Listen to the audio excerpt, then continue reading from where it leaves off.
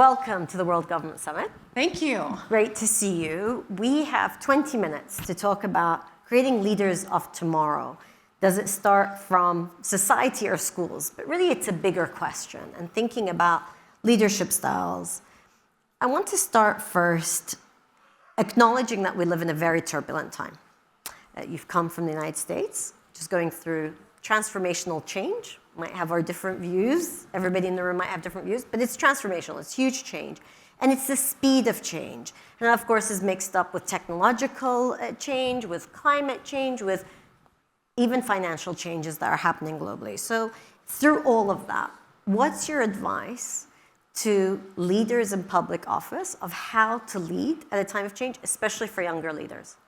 I think in Michigan, I love the state of Michigan. It's been home my whole life. And one of the great things about the opportunity to come here to the UAE is we've got such a huge Arab population in Michigan. Sure. And recognize that a diverse population is a great strength for a state and any organization. An educated population is as important as well. And so as we think about education in Michigan, we're trying to transition to become a state of lifelong learners. We've got some of the most phenomenal institutions of higher education are in the state of Michigan.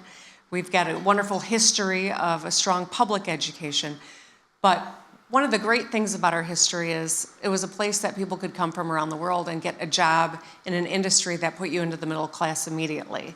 And now it requires, even in the mobility sector, requires nimble, lifelong learners because everything is changing so fast. And so focusing on the fundamentals in a time that can feel chaotic, that certainly is transition on the best days, I think is really important. And those fundamentals of creating paths into skills, whether it's certificates or it's degrees, every one of us needs skills and that lifelong learning mentality.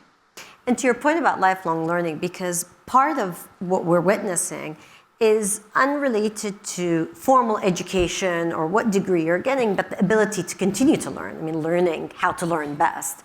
And Michigan, as you said, is known to many of us in this part of the world because there are so many either relatives or friends or people we know of Arab origins or heritage, but also the automotive industry or the mobility industry. So, leading in a diverse place like Michigan, what's your leadership style, but also what would you say equips a leader to deal with such a mix of diverse communities?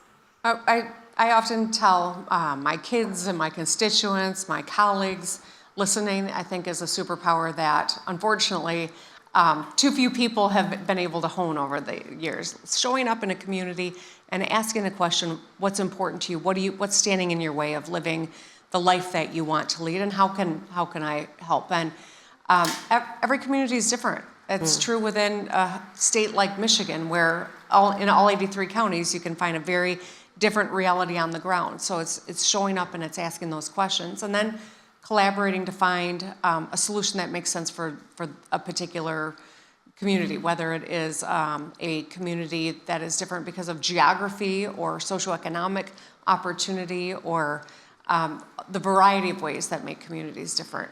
And I do think that, especially in a time of high stress and change and chaos, that's really important, and it keeps you from getting distracted by the things that aren't going to make a difference in people's lives. Yeah, the fundamentals. Yeah.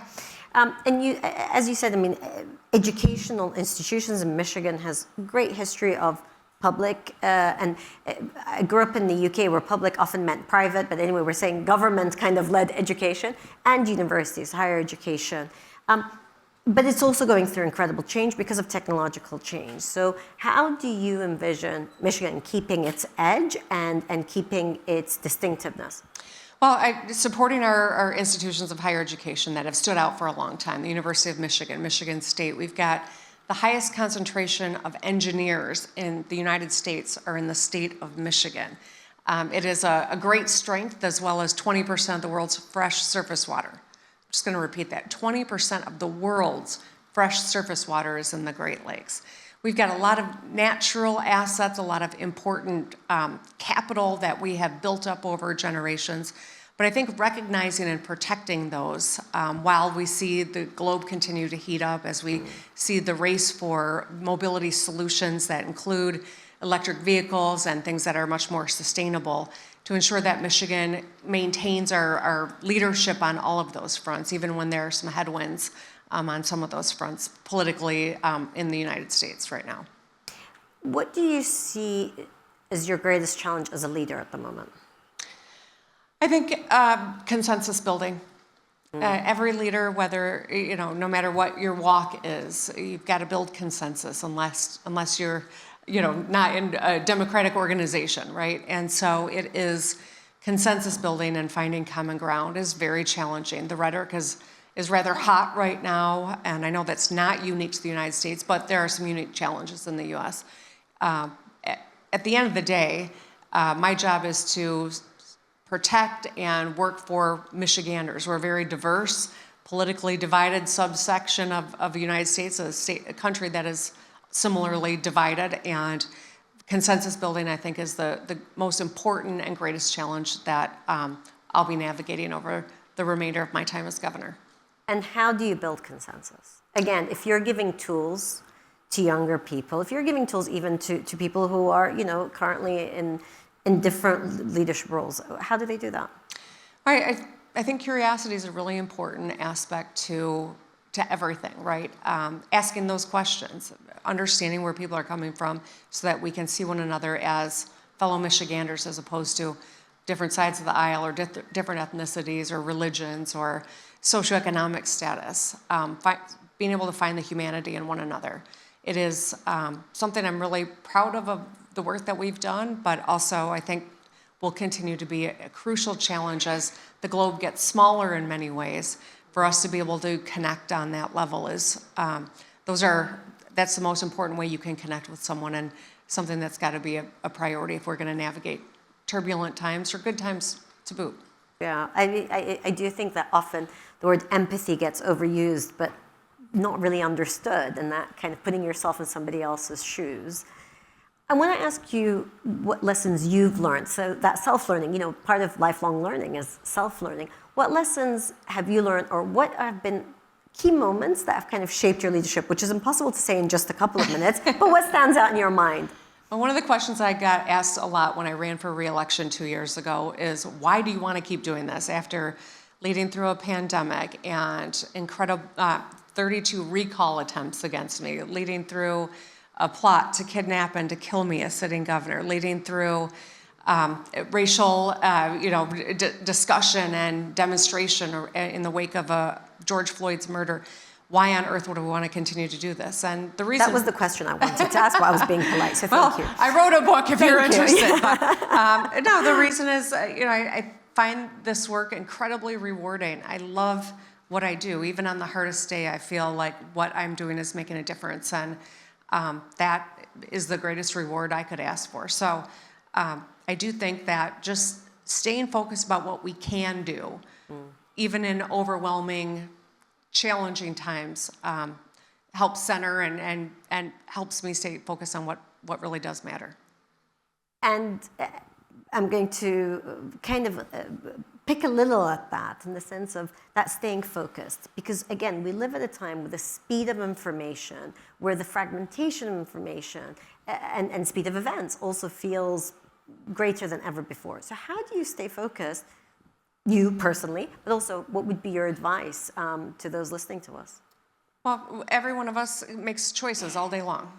Choice is what we take in, choice is what we put out into the world. And I think being conscious of those choices, not consuming everything because it's there, and not venting everything because it's a feeling that you have in the moment, but really being disciplined when it comes to what you're taking in and putting out into the world. It is so easy to disseminate information and bad information. It is so easy to get fooled into taking in bad information and making decisions based on it. And I think that's being a great deductive reasoner and being a consumer of what you are willing to take in, I think is, it's really a important discipline that every one of us needs to hone with the access of information and the ability to disseminate it. And that point of having agency is so important, because often people can feel that they've lost their agency. So, again, how do you see the importance of maintaining your agency and knowing that you do have choices, even in difficult times? We have control. We have control of our actions, what choices we make, and I think that we need to remind people that they do have power, whether it is the power to demonstrate against something you don't agree with, or the power to make decisions about what you are taking in and reflecting, but we have the ability to make those decisions, and we have the responsibility too. So to remind people of their agency.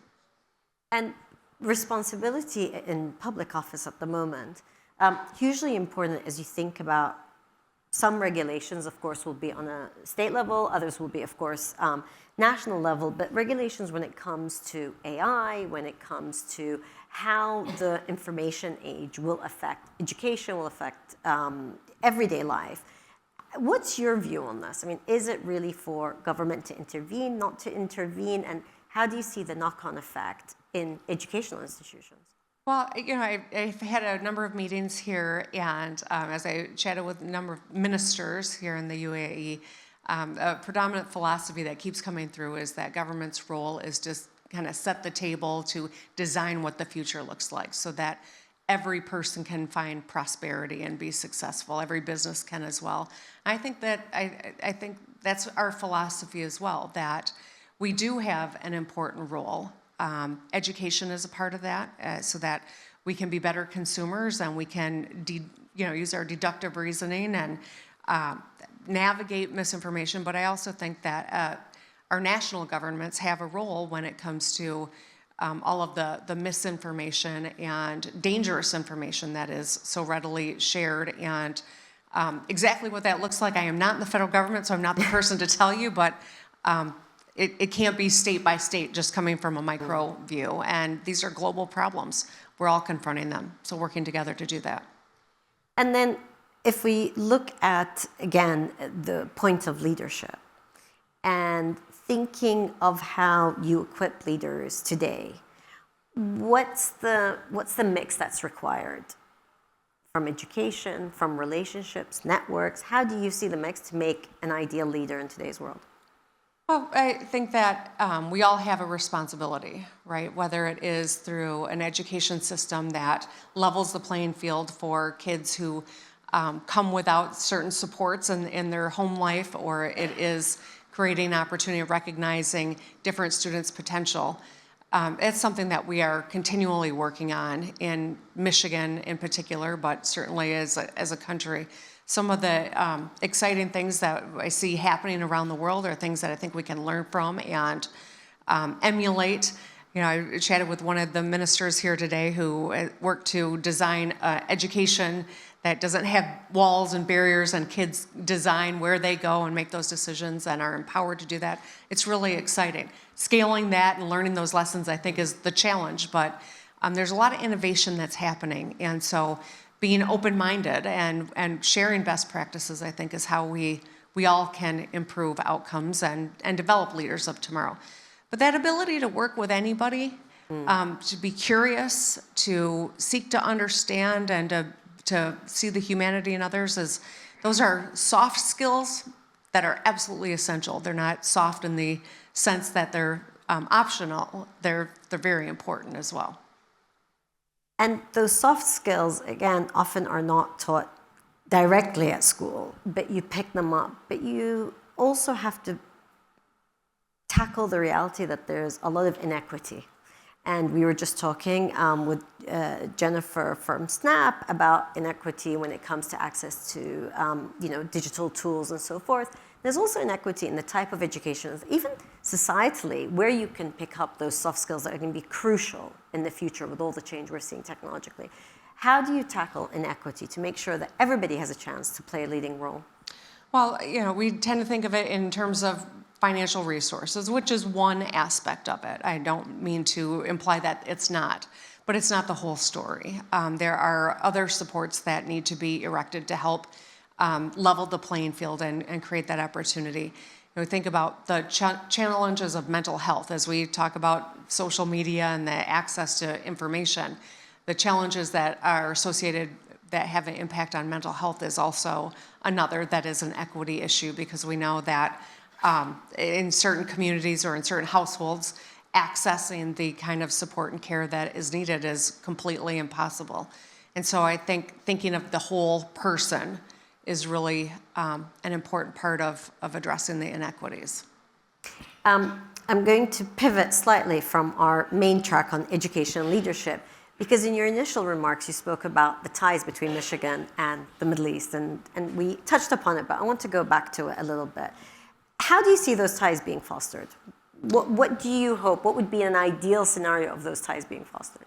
Well, I'm here with a delegation of about 20 people from the state of Michigan, and many Arab leaders in Michigan who are here frequently and in other parts of the region, trying to make sure that as we are tackling mobility or defense or AI and deep tech, that we are collaborating and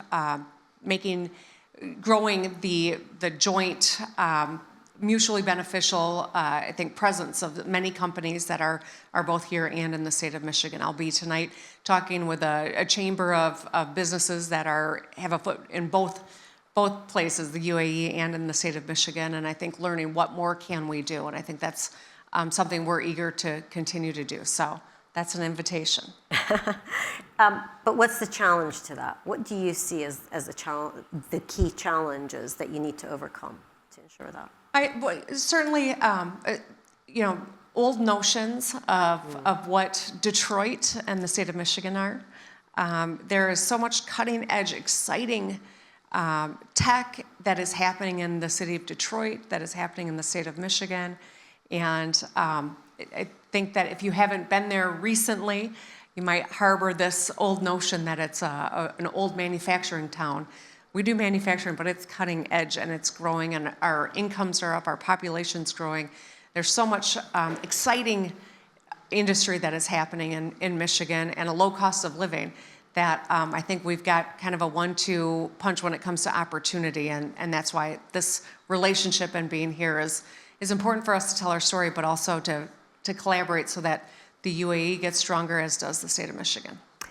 And a point that you also raised is surface water, because very few people actually don't know how incredibly rich Michigan is when it comes to that. But of course, we're also tackling a global problem of climate change. So how do you see, we hosted COP28 here nearly 2 years ago, a year and a half ago. It was incredible, and I think it fixed a lot of people's minds on that. Where do you see the collaboration when it comes to climate change? And also, if we take it back to leadership, how important it is that we maintain leadership on climate action? Well, it's really important, and we know that leaders will come and go, but our work in this space has got to continue no matter what any individual election in any individual country, what the outcome is. This work is really important. Our economy depends on it. Our people depend on it, and we know that as stewards of this crucial resource, how important our roles are and why we need to show leadership, even when we sometimes feel that there have been setbacks when it comes to climate policy. I'm very optimistic. I'm sober. It's not going to be easy, and this is crucial work. Sustainability and the transition that's happening in mobility in particular has such an outsized impact on Michigan. But we've got to continue to be leaders in this space for so many reasons, and I am optimistic. So you're optimistic, curious, but you're also sober, which I think is incredibly important in this day and age. As a final closing note, and thank you for this, expanse of conversation. But as a closing note, as you want people to think about Michigan and the United States, what would you say is your biggest opportunity going forward at this time? Well, we have got, there are a lot of political winds blowing right now in Michigan, and certainly whether it's around tariffs or anything else, we're trying to navigate through this. But the fundamentals are strong, very strong. In a state like Michigan, You know, we've seen surpluses in our budgets. We've been able to pay down debt. We've been able to make long overdue investments in our people, in education, and skills, bringing down barriers to skills so that more people can participate. The auto industry is transitioning, but making investments in R&D. Michigan is the place to be, and I'm excited about that. And that's why no matter what happens or what is being said, we're going to stay focused on the fundamentals and keep moving forward. And I hope that if any of you have heard this, but you've not yet been to Michigan, I hope you'll consider coming and that you'll engage with us, because there's a lot of opportunity in my state. Thank you very much. That's a great pitch for Michigan. It's wonderful to have you. Thank you. Thank you so much.